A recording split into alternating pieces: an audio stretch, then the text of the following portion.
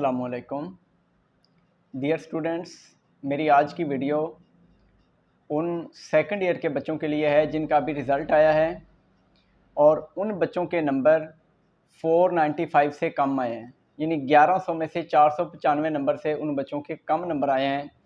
तो बच्चे, आप लोगों की थर्ड डिवीज़न बनती है जिनके 495 से कम नंबर आए हैं, और थर्ड डिवीज़न 455% से कम नंबर होते हैं जो कि आप लोगों के आए हैं। तो इसके लिए मैं आपको ये मशवरा दूंगा कि आपके 495 नंबर से कम नंबर किसी काम के नहीं हैं। आप ना तो उसकी बेस पे कहीं बीएस में एडमिशन ले सकते हैं, ना आईडीपी में, और ना ही आप बच्चे उन नंबरों की बेस पे किसी भी इंटरमीडिएट बेस पे कोई वैकेंसी आए तो उस पर अप्लाई भी नहीं कर सकते हैं। आपको कोई भी वैकेंसी आए, आप ज़रा उसका इश्तिहार पढ़ा करें, तो उसमें ये लिखा होता है कि बच्चे की थर्ड डिवीज़न, यानी जो कैंडिडेट है उसकी थर्ड डिवीज़न नहीं होनी चाहिए। तो आप लोग थर्ड डिवीज़न लेकर अगर ये समझ रहे हैं कि हम पास हो गए हैं, तो इस पास होने का आपको कोई फ़ायदा नहीं है। आपसे बेहतर वो बच्चे हैं जिनकी सप्ली आई है, वो अपनी सप्ली देकर थर्ड डिवीज़न से आगे निकल जाएंगे। आप लोगों के लिए एक अच्छा मशवरा ये है कि आप अभी, कल लास्ट डेट है बोर्ड की तरफ से इम्प्रूवमेंट की और सप्लीमेंट्री की, तो आप लोग इम्प्रूव कर सकते हैं।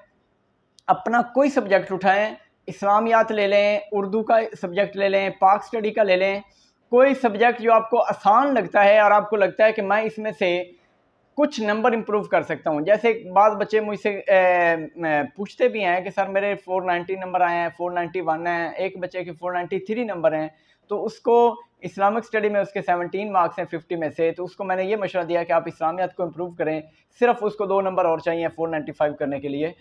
तो आप लोगों के लिए ये मशवरा है, जिन बच्चों की थर्ड डिवीज़न बन रही है, 495 से कम नंबर आ रहे हैं, आप कम अज़ कम एक सब्जेक्ट को ज़रूर इम्प्रूव करें और अपने नंबर 495 से ऊपर लेकर जाएं, तब आपका फ़ायदा है।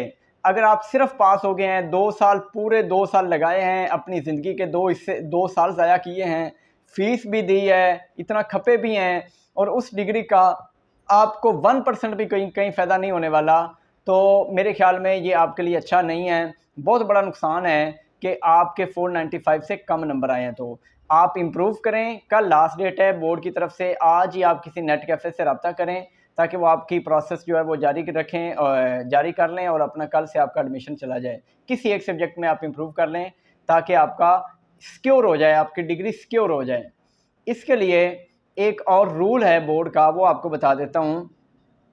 जिस बच्चे का स्टार लगा के उन्होंने पास किया हुआ है, आप इस बात को भी ज़रा ध्यान से सुने, जिन बच्चों का स्टार लगा के पास किया हुआ है, जैसे एक बच्चे के फ़र्ज़ करें इंग्लिश पार्ट 1 में 40 मार्क्स हैं और पार्ट 2 में उसके आप कह लें कि 15 मार्क्स हैं, तो उन्होंने स्टार लगा के पार्ट 2 में पास किया हुआ है, तो उस इम्प्रूवमेंट का रूल ये है कि पहले उस स्टार वाले सब्जेक्ट को इम्प्रूव किया जाएगा। ठीक है जी। अगर आपका वो स्टार लगा हुआ है तो वो ज़रूरी इम्प्रूव करना पड़ेगा आपको, वो सब्जेक्ट। और पार्ट 1 पार्ट 2 के अलग अलग आप सब्जेक्ट वाइज भी इम्प्रूव कर सकते हैं। जैसे आपके पार्ट 1 उर्दू के 40 नंबर हैं और पार्ट 2 के आपके फ़र्ज़ करें उर्दू के 60 नंबर हैं, तो आप चाहते हैं कि मेरे तो पार्ट 1 में बहुत कम आए थे, सिर्फ एक पार्ट 1 को अलग से भी इम्प्रूव किया जा सकता है। ये न्यू जो बोर्ड की पॉलिसी है उसके तहत आप एक सब्जेक्ट को भी इम्प्रूव कर सकते हैं। किसी एक सब्जेक्ट को उठा लें, लेकिन जिन बच्चों का स्टार लगा है, वो जो स्टार वाला सब्जेक्ट है वो उनके लिए कंपलसरी है कि वो इम्प्रूव करेंगे। ठीक है जी। आपको अगर कोई एडमिशन भेजता है और वो ये बात आपको नहीं बताता, तो याद रखना, जब रोल नंबर स्लिप आएगी तो आपका वो सब्जेक्ट उसके ऊपर लिखा होगा, वो आपको इम्प्रूव करना पड़ेगा। ओके जी, अल्लाह हाफिज़।